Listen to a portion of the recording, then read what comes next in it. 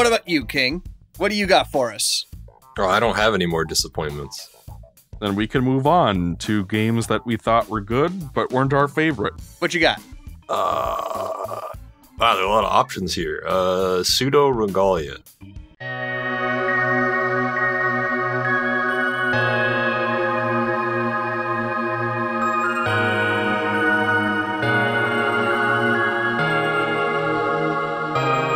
How about that? Okay, the N64 Castlevania-like with the hot goat lady. Yes. What? that is Pseudoregalia, yes. I have not heard of this. This is a relatively short 3D platformer with some cool advanced movement tech going on that is inspired by Castlevania 64, I think. Of all things to draw inspiration from, that's interesting. It's mostly the visual style and that it's kind of a Metroidvania, but it is, in all senses of the word, a 3D platformer. You do combat in it, but it's a very, very small part of the game. So I really liked it. I picked it out of I was looking on the Steam store and I saw it. I was like, wow, this looks cool. I'll buy it. It's really cheap. Apparently it's really short. So I played it and I had a lot of fun with it. I think it's really cool. As I said, there's a lot of advanced movement tech in it. There's like a wall run. There's a thing where it's kind of like the side flip in Sunshine and 64 and whatever. There's a move kind of similar to that, but I think it gives you like more distance. It's been a little bit since I've played it, but there's a bunch of moves in that vein, I would say, focused on like, if you find a power-up in the world, then it will allow you to do more, which will then allow you to reach more areas. So that's the sense in which it feels like a Metroidvania, Castlevania game. It's just that all those power-ups are based solely around your movement and platforming. And it's a pretty short game, which is nice because it's able to get the most out of its ideas and then kind of dip. I really like the visual style and the music. I think it takes place in a dream. The story is almost non-existent, so I don't really remember what happens in it, but I think that you're in a dream. And it definitely feels like that because it looks like an N64 game. You get like the fog everywhere to obscure draw distance and stuff, and like the textures. Speaking of which, we still need to play Glover on the show. Hell yeah. So, and I like that vibe a lot for a Castlevania-ish inspired thing, because it's a little bit creepy. I wouldn't say it's scary, but it's a little bit unsettling in a cool way. And I like that era of games, which looked a bit like kind of Ocarina of Time and Majora benefit from the fact that they're on the N64 and can be a little bit more unsettling just because they're darker and less detailed. So a lot more is left up to the imagination.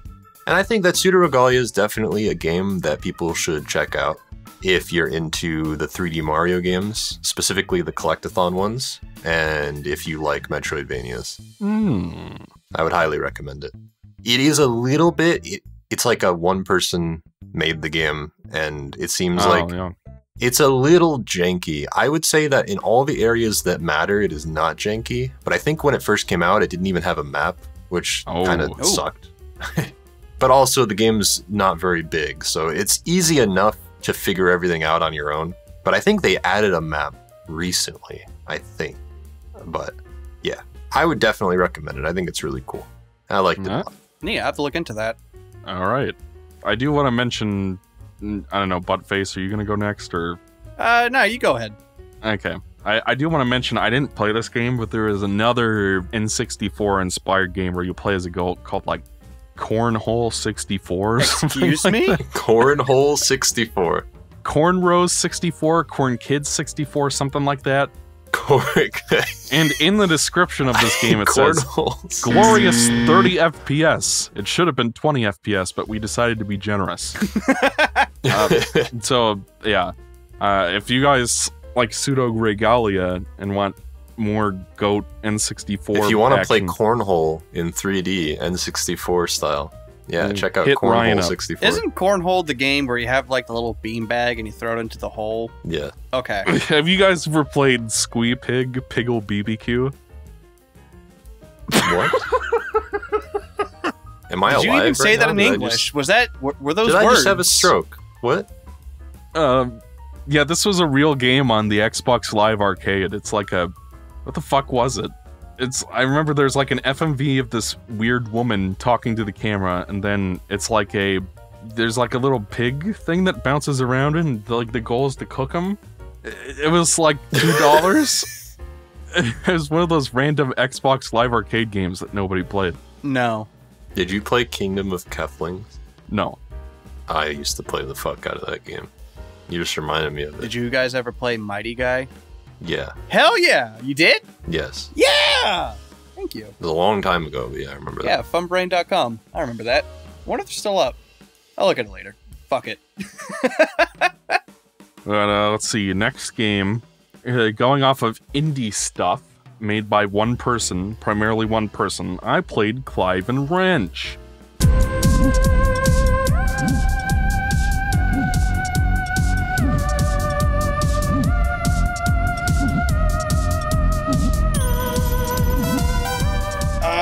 That was sort of kind of a Banjo-Kazooie kind of game, right?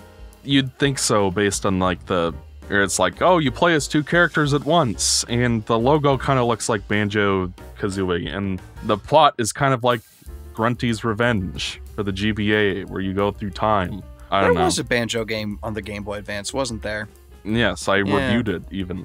Okay, Clive and Wrench, I picked it up when it came out earlier in the year. I got like 3 levels into it and just kind of dropped it. And then towards the end of the year, I circled back and finally started a new playthrough and finished it. If you want to talk about jank, this is definitely a game that feels like, apparently it was the brainchild of one guy who has been working on it since 2013 and only just now got it released last year. Eventually, I think maybe there was a Kickstarter or something to finish it, because there were other people working on the game listed in the credits.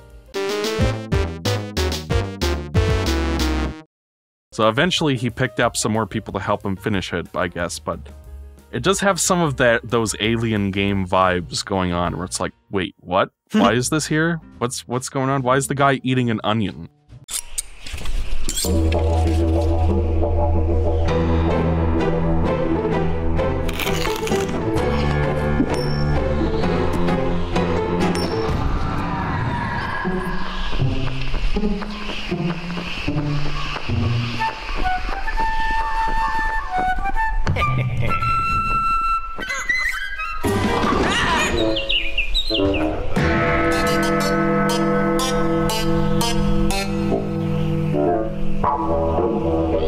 Like, all the cutscenes have no dialogue, and there's like an opening cutscene that feels straight out of a creepypasta. It's like that, it has this uncanny quality to it.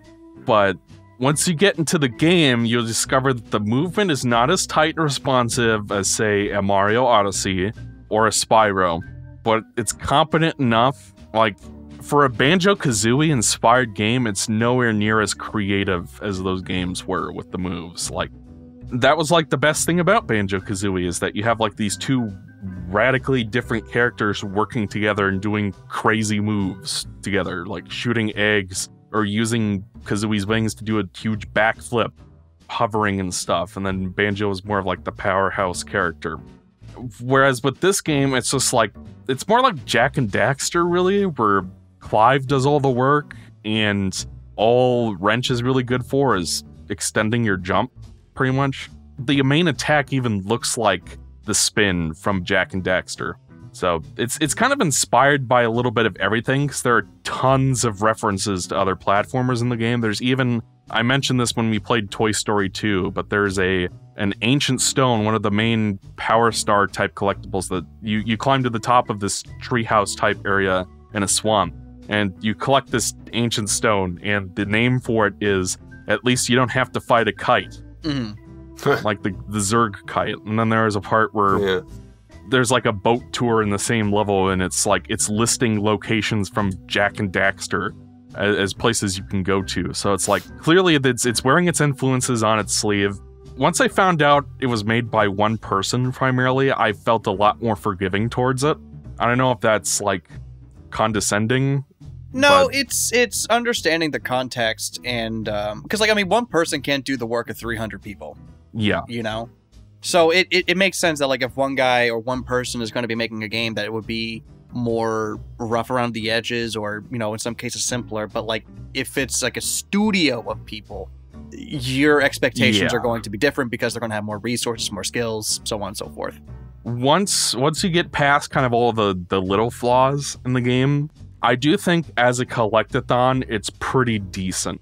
One thing that it really has going for it is that it has a good pace.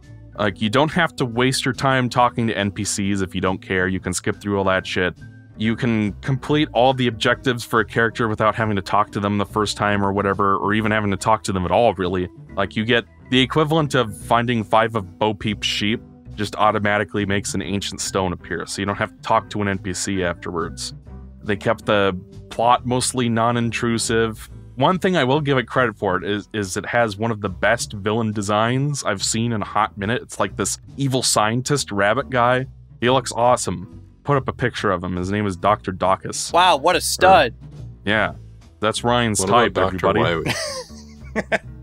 The platforming is fairly basic. There are no unlockable moves. There are no mini-games, which is kind of interesting. So if you liked Spyro but didn't like all the mini-games, and you've already worn out Spyro 1, then maybe give this a shot. I don't know, it just felt good to collect all the things. That's what I like about collectathons. It's a straightforward 100% job, and there wasn't any point where I felt like, okay, this is starting to drag. Can we get on with it, please? Like I do with so many modern platformers. You know, it's not the greatest game I've ever played in my life, but it's competent. It was worth my time. If you can get past some of the jank and just appreciate it for just what it is, what it's trying to be, as a passion project this one person has been working on for a decade, then I think Holy shit, really? You'll enjoy it. Hang on. What is this game called again? Like, what's the exact name? Clive and Wrench. Clive and Wrench. That's on Steam, right? Yeah. Okay. I'm gonna look this game up, and I will wishlist it, because that actually sounds pretty cool. So that was Clive and Wrench. Not my favorite game of the year, not the worst. I feel like a lot of people are going to give me crap for it, because, like, famously, I was not a huge fan of Banjo-Tooie, which is a game, like, comparatively, that has, like, tons of production value and lots of characters and really impressive graphics for N64. Mm-hmm. Like, it's a game with a huge scope. But that was kind of the thing I didn't like about it, was that you spend so much time looking for jiggy puzzles to solve. Like, there's a lot of dead space in that game, and it's hard to figure out where you're going, and I don't know, the game just kind of is bloated and overly long, in my opinion. So what I liked about this game, even though it's rougher around the edges and is probably not as good a game as Banjo-Tooie, it has much better pacing than Banjo-Tooie. So I personally liked it more. I mean, I'm looking at the trailer right now. The game honestly looks pretty cool. It's one of those games where, like, I think when you pick up the controller and play it, you'll be like, oh, this doesn't feel right. But then eventually you kind of get used to it, and then the game only kind of goes up from there. I'll give it a shot someday. All right, who's next? I'll go. I played a game called Garde.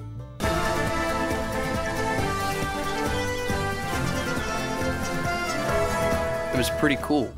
There was this, there's this guy on YouTube who does these videos about playing Dark Souls clones that he found on Steam, and some are pretty good, some are like really bad. Mm-hmm. And he played this earlier this year, and he said it was pretty cool, and I saw it, and I'm like, oh, this is more my speed. Because he plays as like a swashbuckler, and you're like running around, and you have like a little rapier, and you're like poking people with a sharp sword, and you're also using the environment, like you're kicking tables and doing flips and throwing shit at people. It's really fun, and it's also like super tongue-in-cheek. It's also like kind of hard. I don't know, I don't really have a lot to say about it because it's a pretty short game. Mm-hmm. I'll just say that like it is, like, it's charming without being obnoxious. Like the writing is very tongue-in-cheek, but like it's not annoying. The music is actually like really, really fucking good, and I think a lot of people kind of slept on it.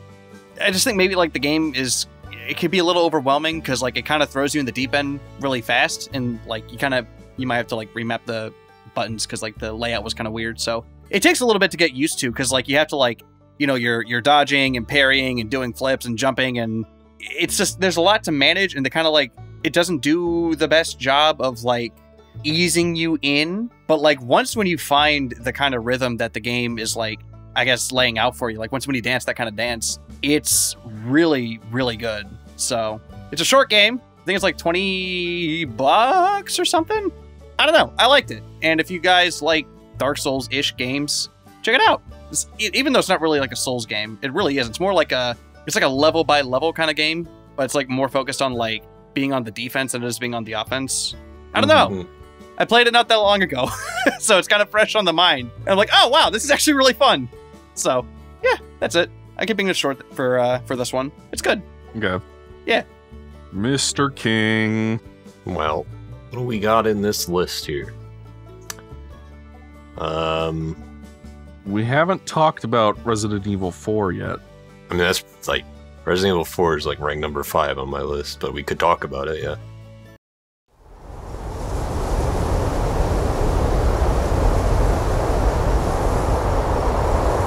Resident Evil 4 Remake was fucking awesome. I played Resident Evil 4 Original and the Remake back to back for the first time last year. And I enjoyed them both thoroughly. I think they're fucking awesome.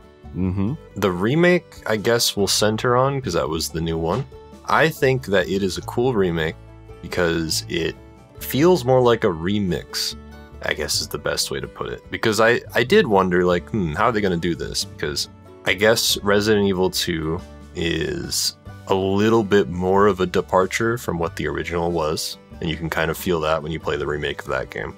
But I also really enjoyed it, so I was interested to see if they would do the same thing with RE4, and I guess in some ways they kind of do, but you ultimately do all of the same stuff. You just do it in a different order, in a different way. And I think they technically only cut like one boss that then shows up again in the Ada separate side story thing. Oh. So I thought that it was a cool complement to the original. And this is how I enjoy remakes to be, where I don't like when remakes attempt to replace the original. It's funny that I say that because, you know, we have the guy here. I guess I prefer when remakes allow you to appreciate the original more. And that is exactly what RE4 Remake does, where I played through it and I was like, this is a really cool, different rendition on the same things that happened in RE4, where they've like twisted up the combat a bit, so it's a little bit more high-paced. It's a little bit more like, because you have a parry and stuff. So what they did is they made the enemies a lot more aggressive. So it feels, I guess you could say, calling it a little bit more difficult doesn't seem right, because they're both difficult games just in their own ways.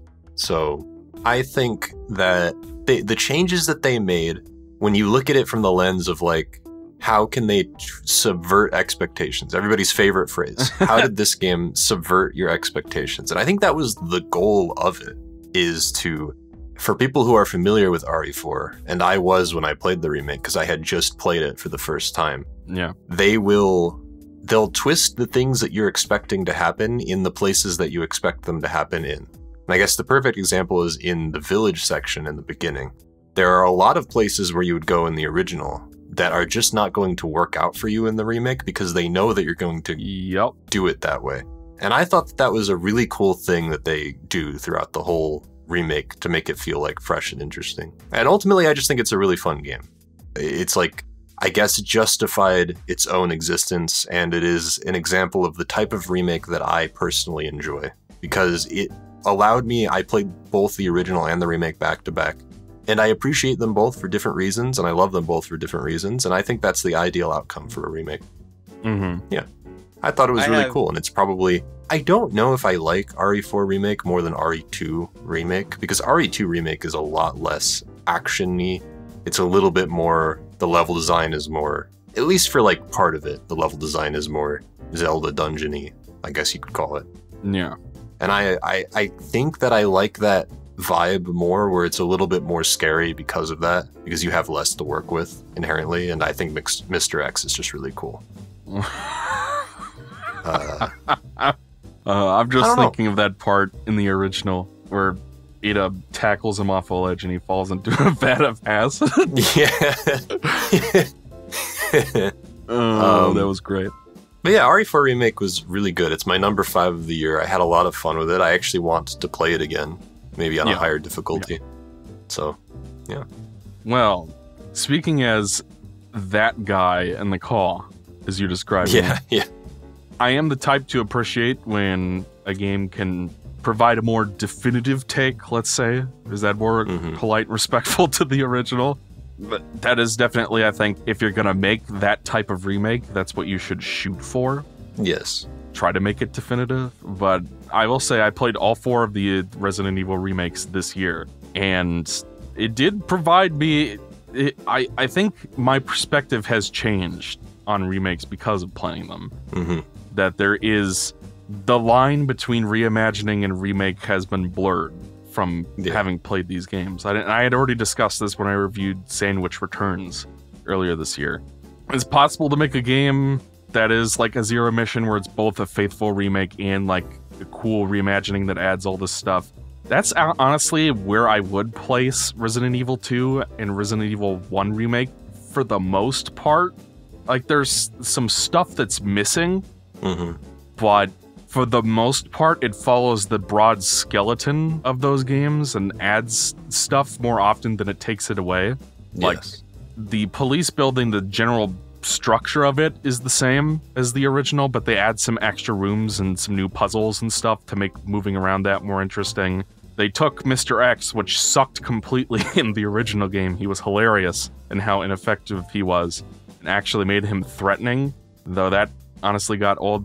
Resident Evil 2 Remake is a masterpiece, in my opinion. That game is really good. I would agree. That's probably my favorite Resi game at this point. And I say that having played through all of the series last year, except for the remake, so including the original. So when I got to it, I was kind of skeptical, but it won me over. I think it was the perfect modernization of these older survival horror games. And it's something I would like to see more of from Resident Evil going forward, because like Village was kind of action-y focused, and so was like Biohazard starts off really horror-ish, but then at some point it just turns into a horror shooter type thing. Yeah. Resident Evil 3... I actually played that a few days ago. Resi 3, I actually really liked the remake. I know everybody hates it. I appreciated it as a full-blown reimagining, and I've always been of the opinion that the original Resi 3... I actually finished it this year for the first time. I played it last year, but I got all the way to the final boss and was just fed up with it. For some reason, the second time around, I played it on the GameCube, and I don't know if they made the game easier on GameCube or something, but it just seemed like a lot of the issues I was having the last time weren't as big of a deal. But I get why people wouldn't like 3, because it is not like the Resi 2 and Resi 4 remakes, where it's like kind of like the original, but they add some stuff on top of it, and in this case, it's like a completely different game. And I'm sure that's not what a lot of people were looking for. But to me, it was something I could appreciate. It's like, okay, it's a reimagining. It doesn't have to be like the original. I'm cool with that. Though I was disappointed by it, having not even played RE3 original. Specifically because I just don't really like how they handled Nemesis very much. Yeah, they could have had a couple more chases. They lean heavy into the idea that they want him to be like a souped up Mr. X. And he does that for like 5 seconds and then becomes like a bloodborne monster. Yeah, there's like 3 chases. You go through a sewer and then you get out of the sewer and he gets knocked into some water and then he turns into a dog monster. Yeah, and I don't know. It was a fun game, I think. But out of all the Resi remakes, that's definitely my least favorite one that I played. But it was, it was a decent game. I enjoyed it well enough. It was just kind of disappointing. Sure. I totally get that. Resi 4 was actually the first one I played. That's how I kicked it off, because obviously it was like one of the big games to come out in January. And yes, I really enjoyed it. Like you, I had just played Resident Evil 4 through for the first time last 2022. So it was fresh on the brain. I remembered it fairly well. And generally, I think it really benefits from having a solid foundation in its original. Yeah. Where it's just like the core game loop and the combat engine was already fun. And it can take advantage of modern control schemes and not being tank controls for no reason. Like you can actually strafe. Then there was the parry, which is kind of a pain in the ass to do with the keyboard. I played with mouse and keyboard. They mapped parry to F or something, or shift. I think it was shift. And it was kind of a pain in the ass to use that. So I don't know how it feels on a controller, but it was kind of didn't feel very good on keyboard. The bosses were great. If you're going to remake this game that people were kind of skeptical about remaking, I think changing the tone was also a good call. Yeah. Because the original is just like a straight up B movie. The original is hilarious. Yeah, like I love the original story. It's amazing. They gave no fucks, and it was great. Like, your right hand comes off. Well, I love the new take because it is more serious, but they still keep like the bingo line. So like you can tell it's not taking itself super seriously, but is a lot more serious than the original ever was. Like, what's the dude's name who works for Umbrella? Was it Luis? Yeah, Luis. In the original, when I'm gonna spoil Resident Evil 4, you big whoop. When Luis dies in the original, I like actually laughed because it just like he barely even exists, and then he starts to help you in the castle, and he just instantly dies, and Leon's like, "Oh my god, Luis!" And I was like, I don't even know who this man is. And in the remake, like I'm not gonna say it like made me cry or something, but like it actually felt a lot more effective because Luis got to do a lot more in the remake. You send him out with the smoke. So I think the remake definitely benefits from doing stuff like that. Like, which is honestly not even a dig at the original because I enjoy the original because it's amusing. Yes, like that is a perfect example of a postmodern game. Or like the villain's name is Osmond Sadler.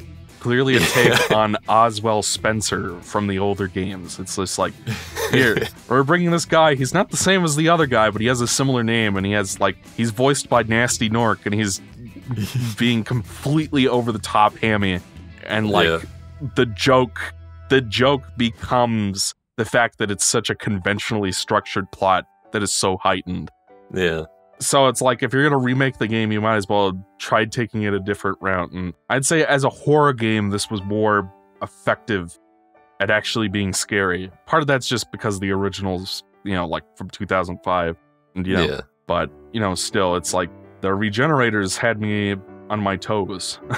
Yeah, I enjoyed the Regenerator section, I think specifically because of their aggression. Because I will admit that in the remake, when I saw the Regenerator for the first time and they sort of like flop on the floor, I laughed a little bit because they look a little bit ridiculous. But they're also really threatening. So I think that's the thing about remake is that because the enemies are like faster and more aggressive to get you to use your parry and stuff, it feels like a more scary game to play because of that. Oh my god, the Chainsaw Sisters. Yeah. Oh my god. Like that section's as well, is like you gotta deal with both of those fuckers at the same time, which was in the original, but like in the remake, because they're like more aggressive, it is a lot scarier. It's not as like I guess the thing about it is that it's not even really that the original wasn't scary, because I don't know, there were some moments like the Regenerator areas in the original that spooked me a bit, but I think it's more that the remake wants to be scary and the original didn't really want to be. Yeah. So I think it's a cool, different rendition on what the original could have been in an alternate timeline. Sure, yeah, that's a good way to put it. And like you said, it was just a fun game. Yeah. Really, it's a game that's almost all combat. The combat engine is really fun to play with. And, Because I remember when I was playing the original, by the time you got to the island base, I was kind of tapped out and ready for the game to kind of end. But with this version, I found myself still being into it, and they extended the island section of the game quite a bit. Yeah. And, even the Ashley sections weren't too bad. Yeah, I like those, honestly. They're pretty neat. Really solid, well-made game. Really enjoyed it. Yeah. That's Resi 4. Mr. Buttface. And for those of you at home, the reason I keep calling him Buttface is because that's what his Discord nickname is. Can you guys hear me, by the way? Ryan? I think that I think there's some tech issues. All right, so Ryan is taking care of some technical difficulties, so in the meantime, King and I are going to keep on trucking with some games that the two of us have played. Mm-hmm. One of the biggest games of the year, which kicked off the year alongside Resident Evil 4, was Pizza Tower for Steam.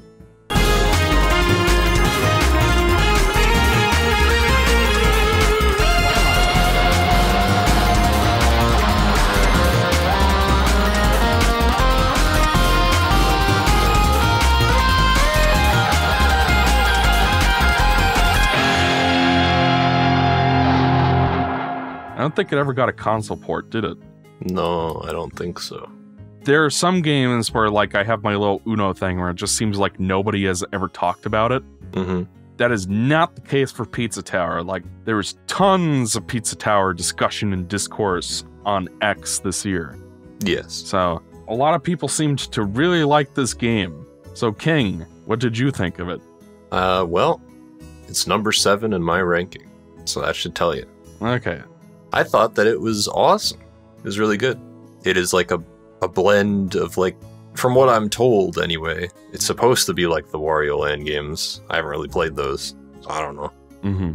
But it also plays more like Sonic does. The best that I've heard to describe it is like a blend of those, where it's like more focused on speedrunning and flow, shit like that. But it has like the wacky MS Paint Wario look to it. So I think it's a really unique blend. I think that the biggest boon of Pizza Tower for me is that every level feels different from the last level. And there's always like a really cool gimmick you have to play around with. And the power-ups don't really feel like power-ups. They feel like, the way I describe it is that they feel like they change your controls around to make it more difficult to maintain your momentum. So like it adds a different layer of challenge to keeping a run going. Where like suddenly now if you hit like an incline with the night power up, you like start sliding. And then you have to contend with like a whole different set of controls where you have to keep him sliding so that you can open a wall or something if you want to get all the collectibles in a level. And so it's really just, I think that the fact that it is so speedrun focused means that it has the same appeal as Sonic often does, where keeping a run going feels really good, as hard as it can often be. It even has a ranking system. Yeah.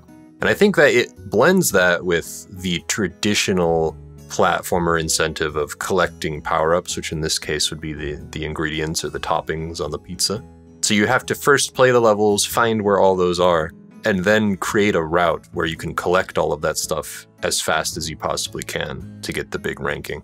And I guess the big twist with all the levels is that when you reach the end, this rad as fuck music starts playing and you have to escape the level in a set amount of time before whatever his name is kills you, which I guess is also from Wario Land. Pizza Face. There is a guy who sort of kills you in Shake It, but in Wario Land 4, like, your coins I'm talking about draining. the mechanic of you have to escape the level. Yeah, that is definitely in, yes. Any other observations you wanted to share? Well, I think that just the style of it is incredibly unique and funny. Yes, yeah. There's a lot of cool visual humor that I like a lot. I think it just has a really unique vibe. I don't know. I just, from start to finish, I was thoroughly hooked on it. And the best I can say about it is that I enjoyed playing it more than Super Mario Bros. Wonder even. So it's probably my... Pizza Tower is probably my platformer of choice of the year. So I loved it. Okay. I hate to be that guy. I really don't want to be that guy, honestly. Like, people really liked this game, and I totally get it. Like, it is a game that has a completely unique Ren and Stimpy kind of art style going on. It's so weird in a way that, like, a mainstream game would never be. You can see the passion from every pixel, to paraphrase Jay's reviews. And the soundtrack was fucking awesome. Like, I bought that immediately. I've listened to it multiple times, so that's great. It's a great soundtrack, yeah. I think there is a lot of good in, like, the mechanics and just, like, how everything flows and looks. I mean, I guess my reservations come from, I guess I just like more methodical, puzzly platformers. That's kind of what I liked about the other Wario Land games, because, like, I have actually played all of the Wario Land games, and Wario World, and Wario Master of Disguise, and all of those games. So I have a pretty good background on all of them. And, like, I think blending Sonic with Wario, it's an interesting idea, I guess. But to me, it just made the controls feel slippery in a way. Like, it just felt like I was crashing into everything all the time if I tried to be fast. Yeah. So I guess I just prefer more methodical, puzzly platformers in my Wario likes. And I'm not really looking to speedrun them. The fun of Wario Land 4 was just exploring and looking around, in my opinion. Like, that game, in my opinion, is still the best Wario game. Mm-hmm. Or Wario type game, I should say, because like it has all of the strengths of this game, and then it's weird, but I just liked the slower paced, more methodical nature of that game more. Part of the problem, I think, for me is just platformer fatigue, honestly. Mm-hmm. I might have played a lot of games this year, but I only really played 2 2D platformers this year, which would be this game and Mario Wonder, which you've mentioned already. And I think I'm just kind of at a point where, I also played Sonic Superstars, though that's a little different, I guess. And I think I'm just kind of at a point where, like, and I was kind of at this point last year when I was talking about the Kirby game, the Forgotten Land or whatever. Like, it's less of an issue with Pizza Tower. It's an indie game. It doesn't have that many levels in it, but I still felt like some of them kind of dragged. I didn't really like the bosses. I felt like it was just kind of like, I hesitate to call them the platforming equivalent of a bullet hell. It wasn't really like that, but it felt like there's a bunch of stuff flying around, and it got a little hectic for my taste. Mm-hmm. And I was kind of annoyed with the fact that the bosses essentially have 2 health bars, and some of them have a desperation attack at the end. Like, it does seem like one of those games where if you don't like it, people get on your case for it. I know, because that happened to me. So I'm trying to be diplomatic. I'm trying to be polite. I appreciate, like, Eric loved it. Yeah. He got all the P ranks. So, like, if you're in the audience this game was aiming for, you're going to absolutely love it. I just don't think I personally was in that audience. I think I, like, prefer my platformers a little different from this. And that's just me. So, to all the people out there who love this game, I get it. More power to you. Not trying to rain on your parade. So please don't kill me. Yeah. Well, I'll kill you. Because the game was awesome, and you're wrong. So I'll kill you. With the shotgun that Peppino gets in the one of my favorite levels, where I was playing it, and I just remember you go into, like, the war level, and the splash screen comes up with, like, the sunshine music. And I laughed more than I've laughed in a while that year. I was like, I don't know why, but I didn't expect you go into the war level, and it's playing, like, the Sunshine special stage music. And it just has, like, Peppino PTSD on the screen. Like, it's just the funniest shit I've ever seen. And I think that was, like, there's so many cool levels that really took me off guard. Like, there's just a level where he plays golf, and I thought it was hilarious. There's a level that is based on FNAF that I thought was really good. Yeah. And I thought really... It had a lot of ideas like that made it feel like... Because I know you said that there were parts at which you felt that it dragged a bit. I didn't really feel that at all, personally. Because I felt like each level was so radically different from the last, especially near the latter half of the game, that I was engaged the whole way through by it. And I thought the final boss was really cool. I really liked that. I thought it was really obnoxious that they brought back all the other bosses, personally. I guess it's just a question of, do you enjoy the core loop of the game? And if not, then a lot of the things it's going to do would probably be pretty obnoxious. And I guess this is why I enjoy a lot of the classic Sonic games and some of the 3D ones, maybe the boost ones, where I just really like perfecting my run, I guess. And this game really leans into that. And I like trying to maintain my flow, because it is really hard to pull off, but it feels really good when you do it. But I also think that as a regular platformer experience, before I got into all the speedrunning stuff, I still enjoyed it. It had enough gimmicks going on that I thought that it was paced really well in that regard, because I never felt like anything that it was throwing at me was too rote. There was always something weird happening. Like, you turn into, like, a pizza box in the sewers or some shit. Like, you know, I don't know. I just found it, which is in a way called Oh Shit. Yeah.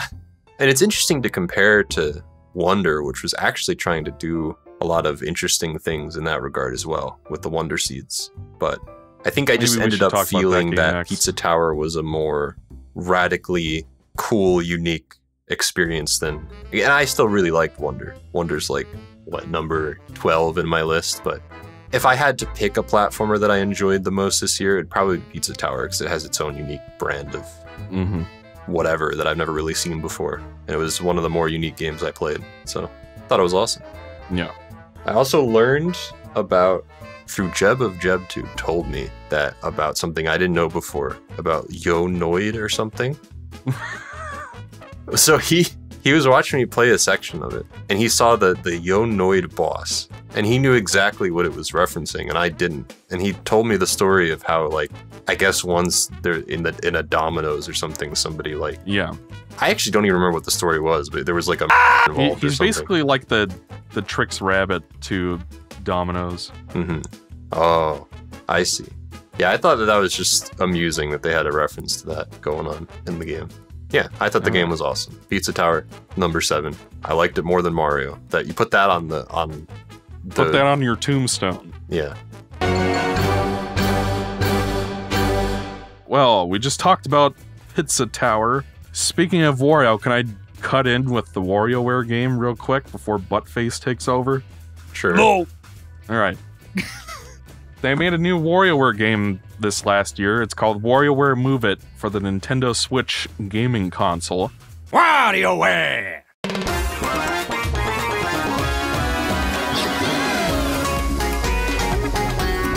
I didn't really have much interest in it because I played WarioWare Gold whenever that came out, and I was like, okay, they recycled a bunch of old microgames. It's one of those games where it's like, we're gonna make a mediocre game to see if people still have interest in the series. And then if that does well, we'll actually make a new game that is more original, more exciting. It was one of those. And I played it and was like, because I loved WarioWare as a kid. It was one of those things that really captured my ADHD brain when I was younger. Because it was like quick, snappy microgames. And back when you're a kid and you only have like 5 games or whatever, it was something that was easy to come back to. And I had the first 4 games growing up. The 2 GBA games, the DS game, and the Wii game. And the last of those was Smooth Moves for the Wii. One of the 2 big motion control showcases that actually really worked for the Wii, the other being Metroid Prime 3, where they really showed the advantages of motion controls as a technology and as a tool for game feel and stuff. And it's like Smooth Moves was good, but it was limited by the Wii remote being kind of crappy. Like there are times where you do exactly what the game wants you to do and it just won't work, which was kind of frustrating. But the game had a really good presentation and music and stuff. Like I think a couple years ago they made a game called Get It Together for the Switch, which I think you played, right? Yeah, a little bit of it. I remember seeing a trailer for that, and it looked like you drag the characters around the screen like a cursor for the microgames. Some of them controlled differently, but yeah. Eric was telling me that it was actually a pretty good game, but I skipped it because it didn't really look like anything interesting. Because, like, what used to be fun about WarioWare, at least in the past, was it was always a good showcase game for the new gimmicks in each new Nintendo console, like the Wii Remote, touchscreen, and then one of the GBA ones, Twisted, was an early motion control game as well. I think it originally came out in 2004 and had like a gyro sensor in it so you could move the console around and it would, it was a novelty at the time. That was before the Wii, that was before the Kinect, and it was a pretty solid game. I think Twisted is my favorite, honestly. But it's like with Get It Together, it didn't look like it was really doing that. It looked like something that could be on any platform, honestly. Yeah. I don't know if there's any gyro controls to move the cursor or the characters or whatever. I don't think so. Okay, so they didn't even have that then. Whereas Move It, on the other hand, is a spiritual successor to Smooth Moves in every way. Like, it even has the forms where it's like the big cheese, or I don't think it has the elephant one, but that kind of idea where you hold the Joy-Cons in your hand in a different sort of configuration, just like the Wii game. And it was pretty refreshing, honestly, because like I think motion controls were kind of poisoned from the Wii not really being ready for anything super intricate. So a lot of games back in the 2000s would just try to shoddily incorporate the motion controls, some better than others, and it kind of turned people off the technology. Then the Kinect came along and had shit like Han Solo dancing or whatever in the Star Wars Kinect game, and apparently the Kinect was even worse. Sonic Free Riders, games like that. And the technology just kind of dropped out aside from VR games. Like the Half-Life Alyx game has a lot of motion control stuff in it. I played a little bit of it at a friend's house. And that's kind of all in Beat Saber and stuff like that. So it was nice to play a game on a Nintendo console that actually incorporated gyro controls, motion controls in some way. And in general, I found it was a lot more responsive than smooth moves, where it was fairly easy to figure out what the game wants you to do. And if you do it, for the most part, it will react correctly. Keywords being for the most part. There were so many games or micro games rather, where it was like, okay, what do you want me to do? What am I doing wrong? Why is this not working? There's like a micro game where you have to spray water on flowers that they just don't tell you you're supposed to lower your arms down.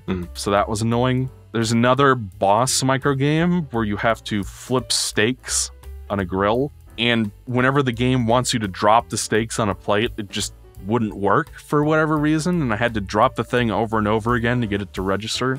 For the most part, it worked well. It looks nice, has good presentation, just voice acting in it, which I think was in gold as well, but I don't really remember that game as well. And Christina V is in the game for some reason. And so is Keith Silverstein, the voice of Masayoshi Shido from Persona 5, as the narrator, essentially. He's telling you about all the different forms in the game. And it's just like, is there a game that guy isn't in? I swear to God. He's in that fucking Miraculous show with Ladybug and Cat Noir or whatever. And Christina V's in that too, I think. But yeah, I mean, like, it wasn't super long, but no WarioWare game really is super long. I didn't really have time to go for all the high scores and all the optional stuff because I had to kind of move on to prepare for this podcast. It was just, the game was a gift for my brother for my birthday, and I only just now got to it. So with that, I might as well, pump through this game real quick so I could talk about it on the show. Hell yeah. I thought it was pretty cool. Cool. It's worth checking out if you like WarioWare. Now, Ryan, it is definitely your turn. I mean, do you guys want to talk about Mario Wonder? We're going to have to talk about it eventually. Sure. If that's the one you want to do.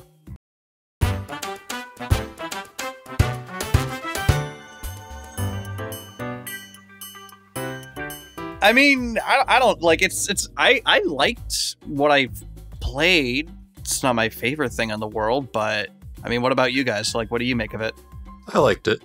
Mm-hmm. I think that it was a cool attempt to do some new things, but ultimately that it kind of just feels like standard 2D Mario with some... I was about to say... That was pretty much what I thought, yeah. Yeah. Like, I remember...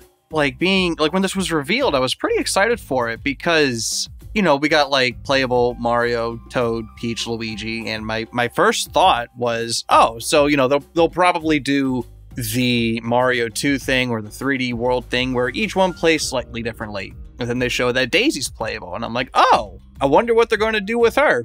They didn't do a goddamn thing. They all play the same, and that really bummed me out. So I think the Yoshis play different, but yeah.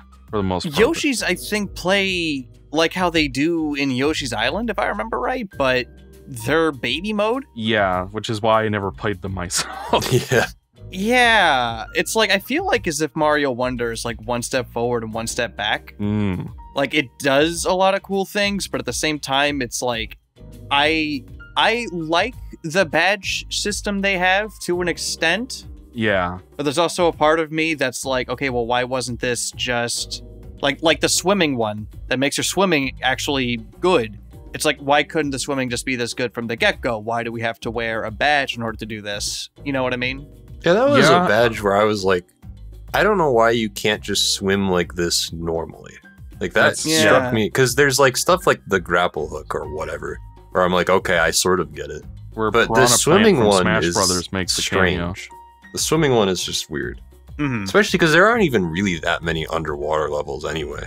Yeah. I think more my problem with it, with the badge system, was that, first of all, that invisibility badge can go eat a pile of genitals that it finds least appealing. Because, like, oh my god, that secret final level that's like, that one section made me want to unalive myself. I played that secret final level in handheld on a plane. So... I went through hell to get through that stage, let me tell you.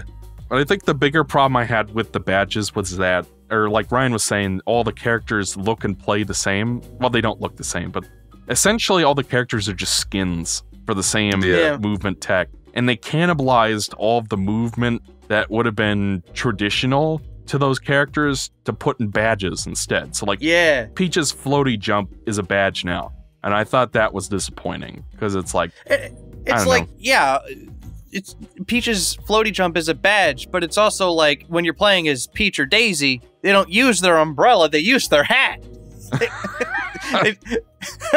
I'm not the kind of guy who gets upset over that, but I'm like, you had an opportunity here, guys. Come on, what you doing? Yeah, and it's like the fun of having the other characters in the Mario games, like even going all the way back to Mario 2, was that they all played slightly differently, and that was kind of the fun of. That's why I would always choose Peach, is because I love her floaty jump. She's always my favorite character to play as in any of these games when she's playable. And then they took that away, so it's like, okay, it's just a skin, which is, I don't know, fine, but it's not the choice I necessarily would have made. Like, some of the badges were cool. I'm trying to think of what they even were. I'm trying to remember. There's one where you hop constantly. That one was kind of dumb. There was a run. There's one where, like, you're always running, right? Yeah. Like, I think those were, like, the advanced badges that are just for, like, Daredevil players. So it's like, okay, whatever. And that includes the stupid invisibility badge, which has absolutely no benefit to the player as far as I'm concerned, because it's like, who cares if the enemies can't see you? I think my favorite one was where you can run off a ledge for a little bit afterwards. Yeah. It kind of had some DKC vibes where you roll off the edge in those games, I guess. Or the slide, jump, and crash. So that's kind of the badges. Like, really? And I'm sure a lot of people are going to me for saying this, but I'm just going to say it anyway. This just felt like another new Super Mario Brothers game to me, for the most part. Okay.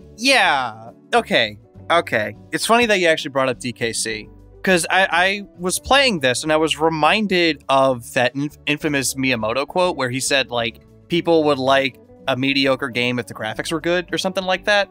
I'm paraphrasing, but I kind of felt that with this game. Where it's not to say that it was mediocre, but like the presentation I thought was like really good. Yes, yeah. The animations and the music and everything, like the flavor in the menus and everything was spot on. But the game just felt so run-of-the-mill. But really, it's like its level design is pretty much what 2D Mario has been doing lately, except when you get a Wonder Seed, and then it decides it's going to do something interesting for a little bit until it ends. Yeah. And so it's really, my experience with the game was like, it was fun enough, decent, until you hit a Wonder Seed, and you're like, oh, now I'm playing something really interesting. For 5 seconds, and then it ends. And that's I don't know. It feels like Mario is a fucking monkey's paw sometimes. Like, I don't know what's going on over there. I just don't know, because it feels like no matter what, in order to get something really unique, something must suffer. Like, you can only go so far, it feels like. And I just don't get it. I don't really get it. Because even this game, which a lot of people herald as like, this is like this is a really like... a bold reinvention of 2D Mario. I see thrown around that it's like, oh, I'm glad, and I've even said this myself in regards specifically to the visuals and stuff like that. And the fact that Wonder Seeds even exist. It is nice that we're out of the visual garbage of New Super Mario Bros. But at the same time, how evolved is it really when you compare it to something like what the 3D games have been doing with their ideas? Or like, you look at like Bowser's Fury or something. Yeah. Which is still one of the coolest things in a Mario game. And that kind of an idea is like, feels like that it's trying to push some boundaries for Mario. It's trying to think of ways that Mario could, I don't want to say evolve, be done differently. There's, because like Mario, it's double-edged sword, like its strength and its curse is that it's Mario. And that's how it's always been, is that people go to Mario because it's Mario. So this game kind of feels like that, but occasionally you get something that isn't Mario at all for a brief spurt. And that's like, when that's the most interesting part of the game, you kind of wonder what the fuck you're doing in the rest of the game when you're not at a Wonder Seed. Like, Yeah, you wonder, all right? Woo. I mean, I would go even more negative than that and say that I wasn't super impressed with the Wonder Seeds. Like, they weren't bad or anything, but it's not like... They just felt like another gimmick that gets stapled onto the level for like a minute and a half, and then it's over. You know what doesn't help? Or at least with me, it's like when you hit a Wonder Seed, and then there's those flowers that go, oh, well, that just happened. Yeah, that is funny. I feel like as if the game is it's like congratulating itself. What you should do is change it to a different language. Yeah. Change it to Japanese, and it is actually hilarious sometimes.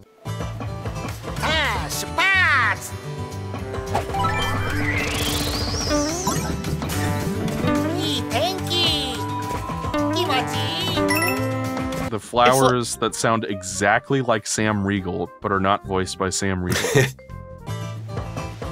He's so upbeat, I want to beat him up. It won't make me happy, but to be fair, nothing makes me happy. It's like you get a Wonder Seed. It's like, this is really weird, isn't it? Before isn't this I learned, so weird? Oh my gosh, you didn't expect this. Before I learned you could turn it off, the voice. When I was playing the final level, I wanted to this flower.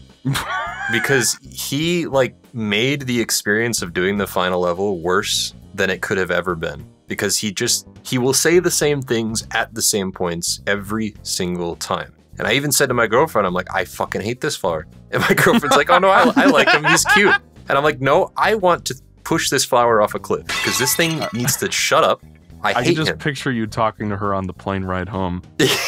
And it's sitting in your chair, and there's like a third person on the row with you. And they're like overhearing this conversation about the flower. Yeah. It feels to me, and again, I have Mario Wonder at number 12. It's not a bad game.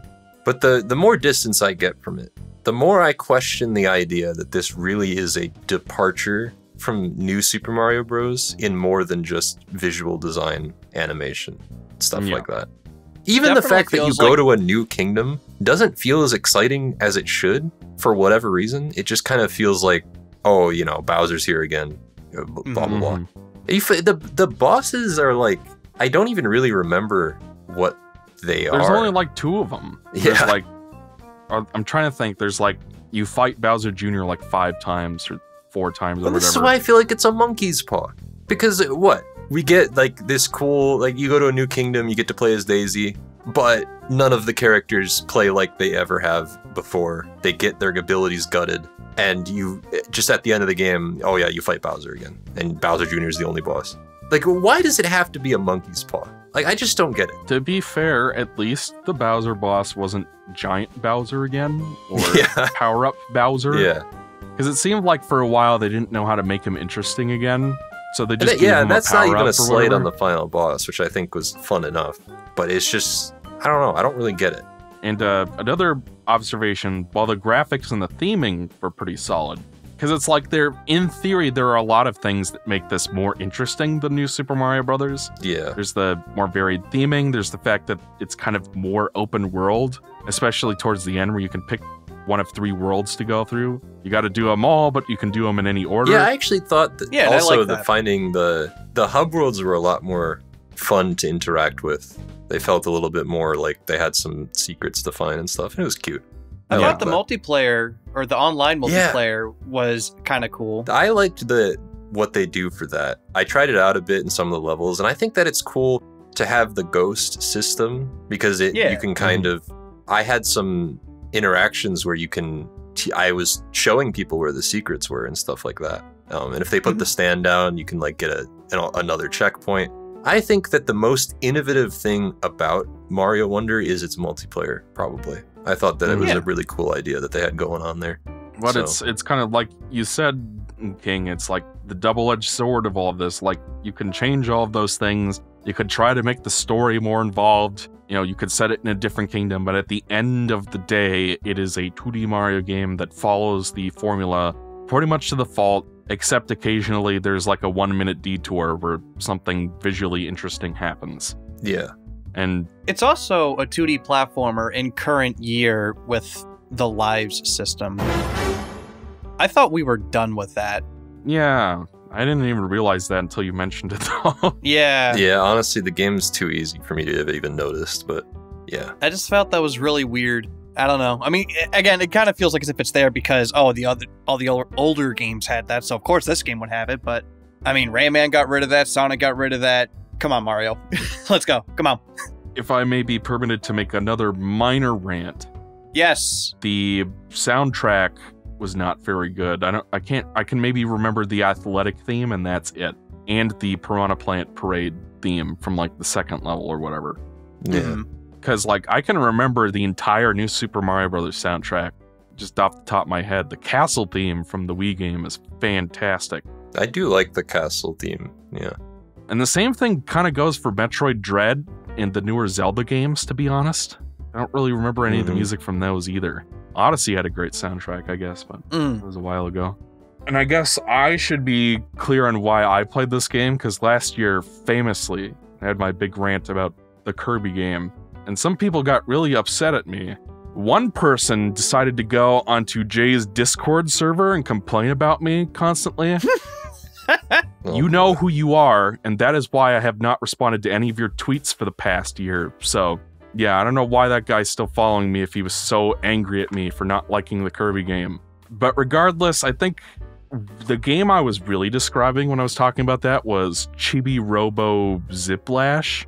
Yeah. Because I'd played that for stock footage for the Metroid Samus Returns video, just for random stock footage, I guess, of other 3DS games. And I was playing that, and that game has all of the worst impulses of these more contemporary level-based Nintendo platformers and none of the good parts. Because, like, the level design's not interesting, it's really long, all the stages are too long, you can't even pick what level you want to play, it's like randomized on a roulette wheel, and then the bosses are really long. And that game was kind of what made me realize what I don't like about a lot of these newer Nintendo level-based platformers. And I kind of let that trickle into the Kirby discussion, even though that game on a curve is a lot more creative and interesting than Chibi's Robo Ziplash ever was. And I still feel that way for the most part. Like, I'm personally of the mind that platformers, level-based platformers, are at their best when they're like 2 hours long and you charge like $20 for them.